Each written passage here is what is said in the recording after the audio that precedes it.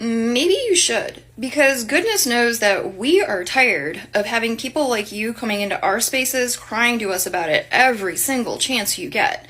Maybe you should take it up with the people who actually did it to you. Unless, of course, your point was, well, the Irish were indentured servants and we got over it. We don't care. We know you don't care. It is not a flex to tell us how much you don't care about liberation. Plus, maybe the reason why you don't care is because it doesn't affect you anymore.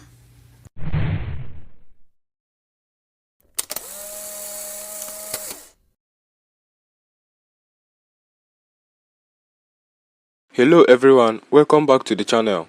And today we have another viral TikTok sparking deep conversations and of course major debates.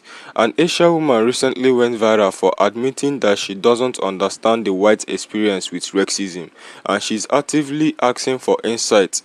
But the responses, well, let's just say they range from frustration to full-on debate about history, privilege and oppression. Let's break this down.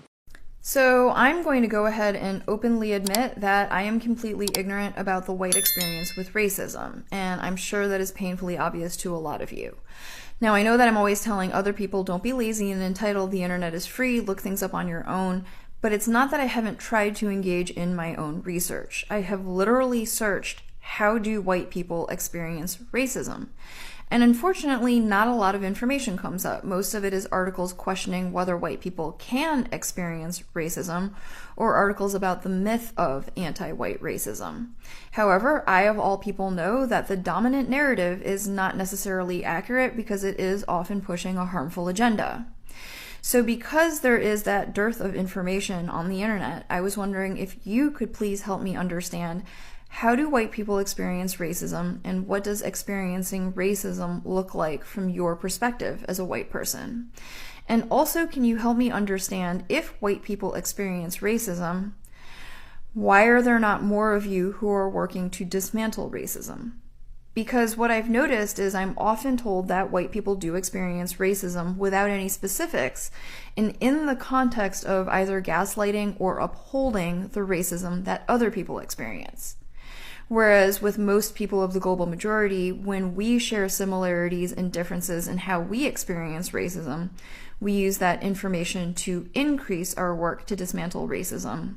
Whereas people like you seem to only bring it up to decrease that work. So I'm going to go ahead and answer that question she just said with my own personal experience. At work, I deal with racism every day. When I say every day. I get called a racist for doing my job. Literally only doing my job.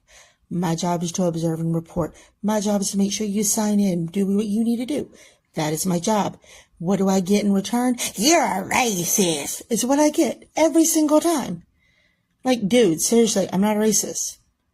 And the reason I get offended is because my husband is black and he chased after me. I didn't chase after him. He chased after me. My son is multiracial, meaning he has more than one race in him. And you know what? I love them more than anybody. I would scorch the earth for those two people because I love them. But this person is saying that there's no evidence of it. How about she come to my job, sit quietly in front of me, and watch every single person and every single interaction I have and see and count how many times I get called a racist for doing my job. I would love to see her reaction. Now, the whole thing is that she has to be quiet the whole entire time. She cannot put her 2 cents in, nothing. Just sit there and observe. From 6 p.m. all the way to midnight, I get called a racist. You're a racist for this. You're a racist for that. You're a racist for this. I actually got called racist because I didn't like how some artwork was done. I'm an art lover. Can't create art, but love it. I got called a racist because it dealt with Black History Month. It just looked tacky. That's all. And I literally had to defend myself. If it hadn't been another black person coming up and helping me get out of the situation, it would have came to blows and I wouldn't have been the first to swing.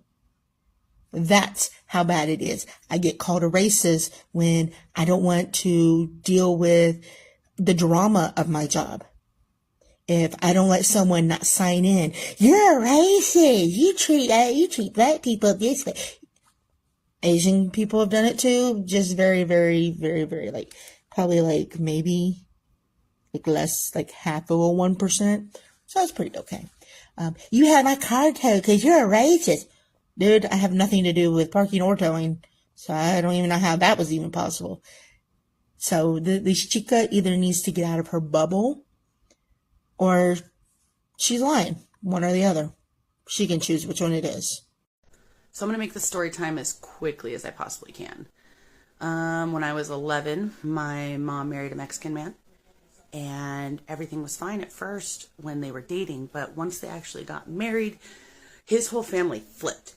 And I went from being mija and baby girl to white trash and little whore and fucking bitch. And these were 40-year-old women and men talking to me like this. I was 10, 11 years old.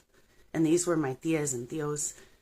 And they loved me when my mom wasn't married to him. But as soon as my mom got married, all of a sudden we became white trash. A lot of other horrific things happened. They did some really awful things to me. I was a child. And it was all because I was white. That's it. Nothing else. So I'm actually driving and I don't mess with my phone other than to listen and to change the station or whatever. But what this woman did was genius level. It was, what you doing is amazing. Thank you. That's why I follow you and I pay. Your patience is amazing.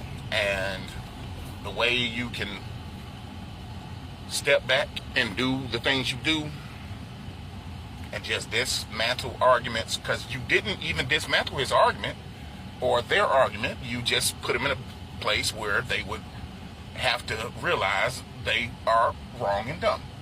Thank you. I appreciate you. Keep winning, keep kicking ass, keep doing your thing.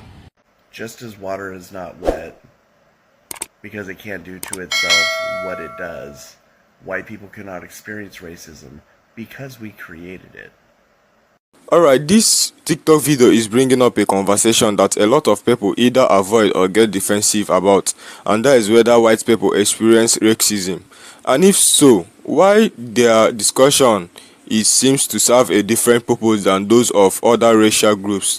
The Asian woman in the video is openly admitting that she's ignorant about white experiences with racism, and she's asking for education on it, something that is pretty rare to see because typically conversations about racism are centered around marginalized communities dealing with systemic oppression. But when white people talk about experiences with racism, it often gets dismissed or turned into a broader argument about whether or not white people can even be victims of racism in the first place. First, let's address her core question. Do white people experience racism? The short answer depends on how you define racism. If you are talking about discrimination, prejudice, and personal biases, then yes, white people can and do experience mistreatment based on their race in specific situations. They might face hostility in certain environments, get stereotyped, or be excluded from social circles.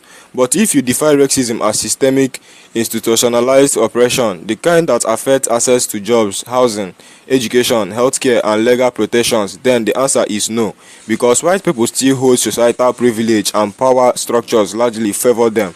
This is why so many she search online, question or outright deny anti-white racism. It's not that white people can't be treated unfairly for their race, but that the scale and the impact of the treatment don't compare to what marginalized groups have faced historically and currently. That said, let's not act like white people have never faced racial discrimination in history. In the US, Irish, Italian, and Eastern European immigrants were once seen as less than by Anglo-Saxon Protestants. They were anti-Catholic sentiments, labor discrimination, and even racial slur thrown at them. But what makes their experiences different from what black, indigenous, and other non-white groups have gone through is that those white ethnic groups were eventually able to sediment and be accepted into whiteness. Their struggles didn't defy their entire existence within society the way that systemic racism has for other groups. Now let's get into the second part of our question: why hasn't more white people actively working to dismantle racism if they come to experience it too? This is where things get tricky because a lot of white people who talked about facing racism don't actually want to fight against it. They want to use it as a rebuttal. That is why she mentioned that when white people bring up their experiences with racism, it often feels like a way to shut down conversations about systemic oppression rather than to contribute to dismantling it. Instead of saying, "Hey, I have been treated unfairly for my race too, so let's work together to end racism," it's more like, "See, racism happens to us too, so stop complaining." It becomes a tool to invalidate the struggles of marginalized communities instead of a call to action. And this leads to us to the response video that took this debate even further. A woman replied a comment from a white person saying, "I am 100% Irish, my people were enslaved too, and I wasn't asking for shit." Now this kind of comment is a textbook example of historical distortion. The whole Irish were enslaved too argument is something that is being debunked over and over again. Yes, Irish people face indentured servitude and discrimination, but indentured servitude is not the same as chattel slavery. Irish indentured servants had contracts, could eventually gain freedom, and were never legally considered property the way black people were under transatlantic slavery. The systemic dehumanization, forced breeding, and generational enslavement of black people in America was something entirely different from what Irish people went through, and trying to equate the two is the historical inaccurate. And the woman in the reply video wasn't having it. She basically told the Irish commenter, "Maybe you should take it up with the people who actually did it to you instead of coming into our spaces crying about it." And that's right, there exposes another issue.